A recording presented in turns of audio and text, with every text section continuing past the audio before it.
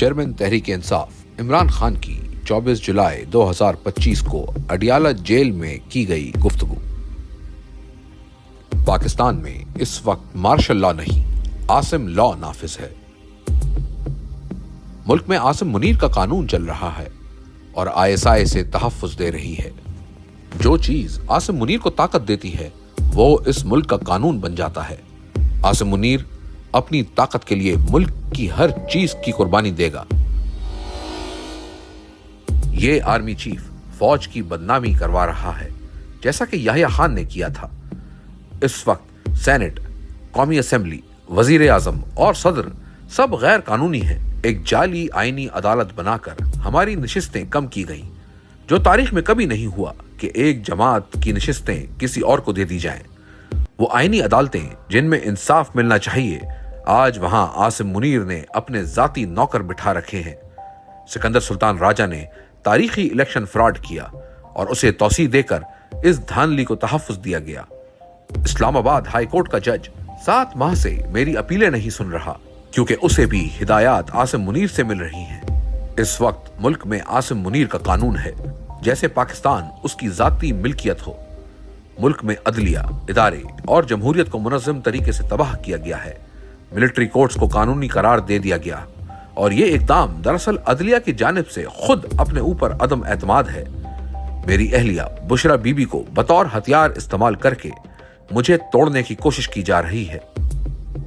लेकिन मैं ये वाज़ेह कर दूं, मैं मर जाऊंगा मगर कभी आसिम मुनीर की बादशाहत को तस्लीम नहीं करूंगा।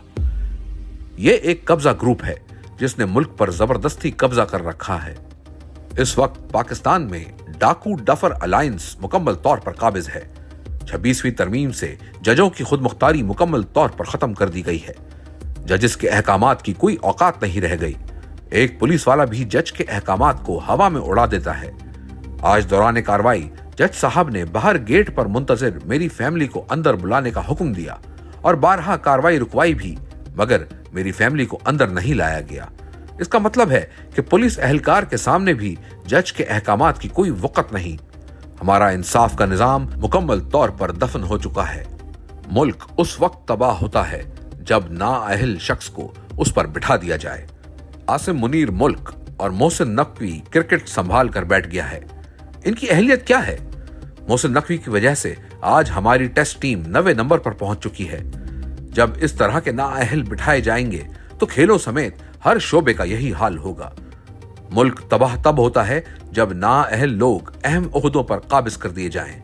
यह बहुत खतरनाक होता है कि किसी को बगैर अहलियत सिर्फ ताकत के जोर पर इदारों पर मुसल्लत कर दिया जाए। मुझ पर टॉर्चर बहुत बढ़ा दिया गया है। मुझे 22 घंटे सेल में कैद तन्हाई में रखा जाता है। किताबें नहीं दी जा रही। हालात हाज़रा से बेखबर रखने के लिए ना ही अखबार दिया जा रहा है और ना ही टीवी देखने की इजाजत है। ये ना सिर्फ मकामी बल्कि आलमी इंसानी हुकूक की बदतरीन पामाली है। आज जज के हुक्म पर 3 घंटे के बाद फकत एक किताब मुझे मुहैया की गई है, जबकि मेरी फैमिली ने गुज़िश्ता 1.5 माह के दौरान कम से कम 2 दर्जन किताबें भिजवाई हुई हैं। जब से जेल सुपरिटेंडेंट गफूर अंजुम आया है, मुझ पर टॉर्चर बहुत बढ़ा दिया गया है। ये तमाम टॉर्चर इसकी सरबराही में किया जा रहा है। हम पाकिस्तान में अमन चाहते हैं। पाकिस्तान में इस वक्त जो भी अमन के साथ खड़ा है, अमन मार्च कर रहा है, हमें उसके साथ भरपूर यकजहती दिखानी चाहिए। आज 7 माह हो गए मुझे अपने बच्चों से बात नहीं करने दी गई। ये उनका हक है कि वो अदालत में जाएं और मैंने खुद अपने बेटों को कहा है कि वो इंसानी हुकूक की बुनियाद पर आलमी अदालत से रुजू करें। वो अमेरिका में किसी से मदद नहीं मांग रहे, सिर्फ अपने हुकूक के लिए आवाज बुलंद कर रहे हैं। जब सदर ट्रंप की हुकूमत आई तब भी मैंने यही कहा था कि पाकिस्तान के फैसले पाकिस्तान में होंगे। हमने तमाम दरवाजे खटखटाए लेकिन कहीं से सुनवाई नहीं हुई। मैंने सिर्फ एक बार मुज़ाकरात का कहा था, वो भी 26 नवंबर और 9 मई के कमीशन के मुतालबे के साथ। 26 नवंबर को निहत्ती अवाम पर गोलियां चलाने के पीछे आसिम मुनीर है। मैं आज भरपूर वाजे कर रहा हूं कि अब बातचीत की कोई गुंजाइश नहीं, क्योंकि ये गिरोह पूरा निजाम हथिया चुका है।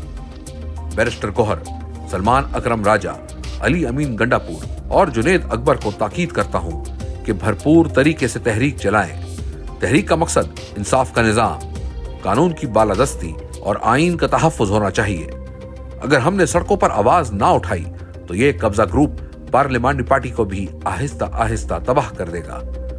میں کھڑا ہوں تو آپ کو بھی کھڑا ہونا ہوگا. ہماری جدوجہد ہمارا حق ہے کیونکہ پاکستان کی 80% عوام میرے ساتھ ہے.